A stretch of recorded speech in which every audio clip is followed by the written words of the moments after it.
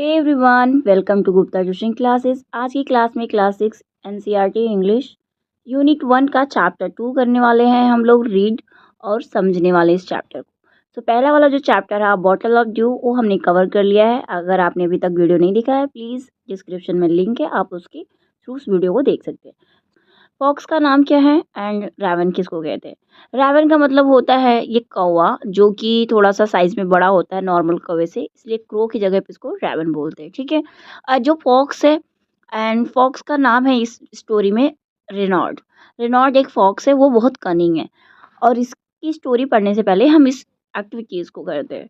इस एक्टिविटीज़ में आपको पहला पूछा गया है कि we know that frog croaks. जो फ्रॉग्स होते हैं वो क्रॉक करते हैं, यानी कि उनकी आवाज़ें जो है बेसुरी होती हैं। तो जैसे उनकी आवाज़ कैसी होती है टर-टर, वो बिल्कुल भी अच्छी नहीं लगती। तो ऐसा क्या आपको पता है? Did you know that raven also croak? यानी कि जो रैवन है वो भी क्रॉक करते हैं, यानी उनकी भी आवाज़ बेसुरी है। जैसे कि उनकी आवाज़ कैसी होती है काँव-काँव, तो भी सुनने में अच्छी नहीं लगती, बेसुरी लगती है। तो क्या आपको ये पता है? तो इसका आंसर क्या हो जाएगा आपको? यस। सेकंड है क्वेश्चन में, which animal is shown to be cunning in story? जो स्टोरी है इसमें कौन सा एनिमल जो है आपको कनिंग दिखता है? यानी कनिंग मतलब होता है चालाक। Circle the correct answer. Sir आपको सही आंसर बताना है। जैसे टाइगर है तो स्टोरी में तो है ही नहीं टाइगर, तो ये कट हो जाएगा। बियर है ही नहीं स्टोरी में, तो ये कट हो जाएगा। तो बचा क्या है? फॉक्स। तो फॉक्स क्या है? कनिंग है। ठीक है। So next, so now let's read this story. Mister Raven was perched upon a limb. Mister Raven जो है वो एक ब्रांच पे बैठे हुए हैं। पर्स्ट मतलब बैठा हुआ और लिम्ब मतलब ब्रांच। ब्रांच मतलब पेड़ की टहनी। And Reynold the fox looked up at him. जो रेनॉल्ड रेनॉल्ड जो फॉक्स है इसका नाम, वो क्या कर रहा है? इस कौवे को यानी रैवन को उसकी तरफ देख रहा है, ध्यान से देख रहा है। लुक्ड अप मतलब उसकी तरफ देख रहा है। For the raven held in his great big beak. Raven जो है उसकी चोंच, जो लंबी सी बड़ी सी चोंच है, उसमें क्या है? A morsel the fox would go for to see. A morsel है उसकी बड़ी सी चोंच में, क्या है? मॉर्सल। मॉर्सल मतलब पीस ऑफ फूड, मतलब खाने की कोई छोटा टुकड़ा है उसके बीक में। और फॉक्स उस चीज को सीक कर रहा है, मतलब उसको लालसा है उसको लेने की। उसके जो चोंच में जो टुकड़ा है उसको लेने की लालसा है। Said the fox in admiring tones. जो फॉक्स है उसने कहा, कौन से टोन में? टोन चेंज कर लिया उसने, क्योंकि उसको लेना है, उसको लालच है उसकी वो खाने की टुकड़े का। तो उसे एडमायरिंग टोन में, एकदम तारीफ करने की टोन में उसने बोला, my word sir Raven you are a handsome bird.